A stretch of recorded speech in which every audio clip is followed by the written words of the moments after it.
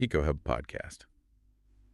Okay, so get this. Mm. We got our hands on a brand new report, Oh, cool. straight from Japan, Okay. from the Mizuho Bank Industry Research Department. Wow. Impressive. It's called Telecommunications Industry Outlook 2025. Catchy. And it's got some pretty bold predictions about Oh, Mingus. the future of Japan's telecom industry. Had a feeling. Yeah, they're always on the cutting edge over there. Right. And this report really dives into how much things have changed. For sure. From like a government-controlled Yeah. telecom system It's a total monopoly, right? back in the day to this super competitive market they have now. Like, talk about a transformation. Seriously. I mean, rewind to 1985. Oh, wow. Way back. Things were completely different. And I imagine one company. It's just one. Calling all the shots. Wow. Talk about a lack of options. Right.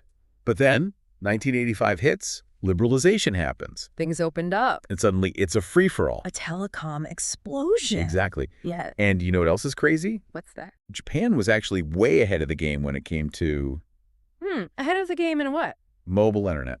Oh, really? I wouldn't have guessed that. Yeah, remember iMode? Vaguely, those flip phones with internet. Yes. I didn't realize they were so far ahead of, like, the U.S. back then. They were light years ahead. By 2001, iMode had something like 40 million subscribers. 40 million. That's incredible. It was huge. The U.S. was just starting to figure out mobile internet at that point. Wow, I had no idea. It's true. And of course, then the iPhone came along. Yeah, the iPhone changed everything. Game changer. For everyone. Absolutely. So, okay, we've got this super competitive market. Right. Japan's leading the charge on mobile. Mm-hmm. And then there's this whole point economy thing. Oh, yeah. The report mentions that a lot. It seems like a pretty big deal over there. Huge. It's like loyalty programs. Oh, on okay. steroids. Like where this is going. Imagine, like, airlines Yeah. with their miles and tiers. Gotcha, yeah. But it's across all sorts of services. Yeah. What? Like everything? Pretty much. Phone plans. Okay. Shopping. Wow. Even financial stuff. No way. Yeah, telecom companies are battling it out for customers, offering these crazy point incentives.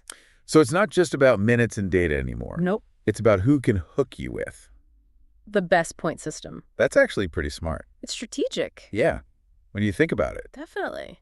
So how does a company like Rakuten fit into all this? Rakuten. They come in and totally shake things up. In what way? Well, they're not a traditional telecom company. They're an e-commerce giant. Oh, right, yeah. But they're using their massive point system to muscle into the mobile market. So they're leveraging their existing customer base. Exactly. It's a really bold move. And is it working? It seems to be. They're attracting customers and forcing those established telecom companies to rethink their whole strategy. Like a true disruptor. Textbook case. Love it. Okay, so we've got cutthroat competition. Yep. Mobile internet is king. Still, And there's this point economy war raging. it's a battle royale. It sounds like things are pretty intense over in Japan. Oh, it's a dynamic market for sure. But are there any downsides to all this? Well, the report does point out some challenges. Like what? Even with all this innovation, Right. the domestic market is pretty saturated. So everyone who wants a phone has a phone. Pretty much.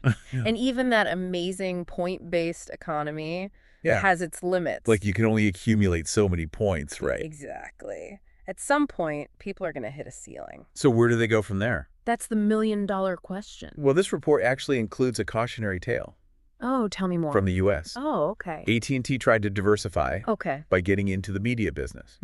Interesting. They spent a ton of money on acquisitions, Big spender. but ultimately they had to backtrack. Ouch. Not a good look. It's a good reminder that expansion isn't always a guaranteed win. For sure. Sometimes it's best to stick to your strengths. So, if expansion isn't the answer, what is? Where do these telecom giants go next? Well, the report seems to think the key is business customers. Business customers. Yeah, especially small and medium-sized enterprises. Interesting. So, like, focusing on providing services to businesses. Exactly. There's a huge untapped market there. How so? A lot of Japanese businesses haven't fully embraced mobile tech for their employees yet. That's surprising. It's true. So there's potential for some serious growth there. So could this be a chance for Japan to leapfrog other countries? When it comes to having a mobile-first workforce, absolutely. Wow. But And it actually ties into this broader trend oh, of Japanese telecom companies evolving beyond just providing Providing like what? connectivity. Okay, so they're branching out. Big time. They're becoming full-blown ICT giants. ICT, that's Information and communications technology. gotcha. They're investing in things like system integration, cloud services. Makes sense. Even AI. So they're becoming like one-stop shops for all things tech. Exactly. It's like how your internet provider keeps trying to sell you home security and streaming services. Oh, yeah, yeah. All the time. But on a much larger scale. I get it. So they're realizing that their future isn't just about pipes and wires. Right. It's about offering a whole suite of solutions. Interesting. Okay, so we've got the evolution of the market, the point economy battle, the challenges of expansion, and this shift towards becoming these ICT powerhouses. That's a lot to keep track of. It is. Is there anything else we should hit on from this report? Oh, yeah, there's one more piece of the puzzle. Okay, I'm all ears. And it's a big one. Japan's digital deficit. Uh-oh, that doesn't sound good. It's basically this idea that a lot of money is flowing out of the country Okay. to these global tech giants Like who? like Apple, Google, you name it. Ah, I see. Think of all the iPhones, apps, services being purchased in Japan, Right. all that money. It's going overseas. Exactly. Right. And that adds up to a pretty significant sum. Yeah, I bet. The report frames this as a major economic concern. Makes sense. Yeah. It's money leaving their economy. Right. And it raises a really interesting question. What's that? Could this be happening in other countries too? Something to think about. Definitely. Okay, so Japan's got this digital deficit. They're going up against some serious heavy hitters in the tech world. The biggest. How do they even begin to address that? Well, that's where the report gets really, really interesting. Oh, I'm intrigued. They start talking about creating this domestic AI smartphone economic zone. Well, hold on. I got to write that down. It's a mouthful. Domestic AI smartphone economic zone. Okay, you have my attention. Break this down for me. All right, so picture this Mhm. Japanese companies dominating the smartphone market, Right. their own app stores, their own AI assistants, Hold on. even their own They're semiconductors. going all in. Basically, a self-contained tech ecosystem, Powered by? Japanese innovation. That's incredibly ambitious. It's a bold vision. Are they seriously trying to create their own, like, tech universe? Yeah, pretty much. And they're banking on their existing strength. Like what? Advanced infrastructure. Oh, yeah. That strong point economy we were talking about. Right. And their incredible manufacturing base. So there's a bold plan, Yeah. but is it realistic? Can they actually take on the Apples and Googles of the world? That's the million-dollar question. That's what I want to know. And I guess that's what we'll have to dive into next time. You got it. Stay tuned. I'm hooked. Can't wait to hear more about this. Me too. It's going to be a wild ride. I mean, it's a huge EE undertaking, right? Apple and Google are giants. Yeah, no kidding. Yeah. Like, seriously huge. They've got practically unlimited resources. And their tech is, like, embedded in our lives. It's everywhere. Yeah, So yeah, to compete with that, it's got to be daunting. to make a real dent, Japanese companies would have to create something truly exceptional. Not just a copycat. No, it's Yeah. got to be next-level stuff. Like, game-changing. Exactly, something that makes people go, wow, I need that. So let's say, hypothetically, they pull it off. Okay, I'm listening. What's the upside? Why go through all this trouble? Well, for Japan, it could be a massive economic boost. In what way?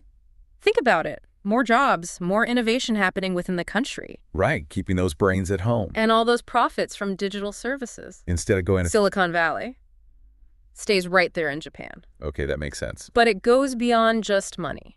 Oh, It's about control. control over what? Their own digital future. Digital sovereignty. I like it. Right. Less reliance on foreign companies. They're all that critical tech. Exactly. And for the average person in Japan, What would it mean for them? more choice, Okay. more competition, potentially even better products and services. Tailored to their specific needs. Precisely. So yeah, risky gamble. But huge potential upside. High risk, high reward. Gotta love that. Yeah. But are there downsides? What could go wrong? Well, one concern is creating this like closed off tech bubble. Ooh, like cutting themselves off from the rest of the world. Yeah, a digital island. And would that be bad? In the long run, it could stifle innovation I see. Less exposure to new ideas. and limit consumer choice. Right, because they'd only have access to what's developed within that bubble. Exactly. So it's a tricky balance, fostering domestic innovation, but staying connected globally. It's a tightrope walk. For sure. Another big thing is ensuring this new ecosystem is truly open and competitive. Not just replacing one monopoly with another. Exactly. And of course, And else. privacy. Huge concern. Oh, right, with all that data. Being collected and processed domestically. I have strong protections in place. Absolutely. So yeah, a lot at stake Not just for Japan. for the global tech landscape. It's going to be fascinating to see how this all unfolds. Like a real-life tech thriller. Yeah. And it's not just happening in a vacuum, right? This report mentions those big regulatory changes. Oh yeah, things are shifting fast. The EU's Digital Markets Act, for example. Could shake things up even more. How so? It could create new opportunities for Japanese companies, Okay. but also some unexpected challenges. Right. So it's like a constantly evolving situation. Absolutely. A lot of moving parts. Makes it tough to predict what'll happen. But that's what makes it so exciting. This report is like a glimpse into the future. And that future. Full of possibility. All right, let me make sure I got this straight. Go for it. We got Japan at a crossroads, dealing with this digital deficit, trying to take on these tech giants. And they've got this grand vision of creating their own self-contained tech ecosystem. Ambitious. Right. Super risky, but with potential benefits and drawbacks. You got it. Anything else? I think that covers it. It's a pretty compelling story. But it's not just a Japanese story, is it? What do you mean? If Japan actually pulls this off, it could have ripple effects across the whole tech world. Absolutely. It could inspire other countries. To rethink their own digital strategies, Exactly. Imagine a wave of innovation and competition. leading to a much more diverse and dynamic tech landscape. Globally. It's a pretty exciting prospect. I'm all for it. More innovation, more choices, bring it on. But I do have one lingering question. Okay, shoot. This report is very focused on smartphones and apps. Right. But what about other emerging tech? Like, where does the metaverse fit into all this? The metaverse. That's a great question. And to be honest, the report doesn't really address it. It seems like a pretty big omission. It is, especially because the metaverse has the potential to be just as disruptive as the smartphone was. Maybe even more so. Possibly. We're talking virtual worlds, augmented reality. It's a whole other level. It's mind-bending. And Japan, they've always been early adopters. They've got that reputation for a reason, always pushing boundaries, especially with tech. So it's not a stretch to imagine them playing a big role in the metaverse. Not at all. They could be major players. But how would that work with this domestic AI smartphone economic zone idea? They seem kind of separate. Well, they could actually be complementary. How so? Imagine your smartphone becoming the portal to the metaverse. Oh, okay, I'm following. Instead of just scrolling social media. We're using it to access these immersive virtual worlds. Exactly. And Japanese companies with all their expertise in AI, gaming, hardware. They could create some pretty incredible metaverse experiences. Absolutely. And don't forget that point economy. Oh, right. Imagine earning points in the metaverse. For attending events, completing challenges, even just hanging out in certain virtual spaces. And then you could redeem those points. For real-world rewards or virtual goods. It would be like gamifying life on a whole new level. This is getting a little too Black Mirror for me. But it could be a huge differentiator for Japanese companies. Yeah, it would set them apart. Okay. So we've gone from smartphones to the metaverse. It's all connected. It is. But let's zoom out for a second. Why should the average person listening to this right now care about all of this? What's the takeaway? I think the biggest takeaway is this isn't just about Japan. Okay. It's about the future of technology and innovation globally. Because what they're attempting could have implications for everyone. Precisely. If they succeed, it could inspire a wave of change around the world. Breaking free from the grip of those giant tech companies. And creating a more diverse and competitive landscape. Which could ultimately lead to better products and services for all of us. Exactly. So yeah, it's a story worth paying attention to. Yeah. Totally. It just fits, you know. They're already so good at this thing. They are. Like, they're known for it. And if they can really tap into that... They could create something truly unique. Okay, so let's get practical. Let's say Japan decides to go all in on the metaverse. What would that actually look like for everyday people? Well, imagine instead of just scrolling through social media on your phone, you slip on a headset and suddenly, boom, you're hanging out with friends at a virtual concert. Okay, that's cool. I can see that. Or you're attending a business meeting, but on a virtual beach. Okay, now that's interesting. A little more appealing than the usual conference room, right? Right. Or you could be exploring some fantastical world that only exists digitally. So it's not just about gaming. Not at all. It's about socializing, working, experiencing things in totally new ways. Blurring the lines between the real and the digital? Exactly. And I think Japanese companies are really well positioned to lead this whole metaverse revolution. Because of their background in things like robotics and AI. Exactly. And immersive entertainment. Think about all those amazing video games and anime. We're already doing it, just in a different way. And hey, remember that point economy we talked about? Oh, yeah, yeah. What if they brought that into the metaverse? Right. You could earn points for attending virtual events. Okay. Completing challenges in a virtual world. Interesting. Even just for spending time in certain virtual locations. Whoa, that's wild. Yeah. So you could earn points for basically living your virtual life. Pretty much. And then you could redeem those points for real world stuff or virtual goods. It would be like this whole other layer of the economy existing only in the metaverse. That's a lot to wrap my head around, but it is pretty fascinating. Okay, so we've talked a lot about Japan, but why should the rest of the world care about what they're doing? What's the takeaway for everyone else? I think the big takeaway is this isn't just a Japan thing. Okay. It's about the future of technology and innovation for everyone. Because if Japan can successfully create this thriving tech ecosystem of their own, whether it's smartphones or the metaverse or something else entirely, right, it could show other countries that it's possible. To break away from those giant tech companies. And create something new, something different, something better, maybe. So it's about diversifying the tech landscape. Yeah. More competition, more innovation. Exactly. Which ultimately benefits everyone. That's a future I can get behind. All right. So we've covered a ton of ground today. Japan's telecom journey, the challenges they face, this whole idea of digital sovereignty, and even the mind-blowing possibilities of the metaverse. What's the one thing you want our listeners to walk away thinking about? I think the most important thing to remember is the future of technology isn't set in stone. We're all shaping it right now with the choices we make. So we're not just along for the ride. Not at all. We're active participants. Yeah. The innovations we support, the conversations we have, it all matters. So basically, stay informed, stay engaged, and keep pushing for a better tech future. Exactly. A future that's more inclusive and innovative and beneficial for everyone. I love it. Well said. On that inspiring note, that's it for our deep dive into Japan's telecom future.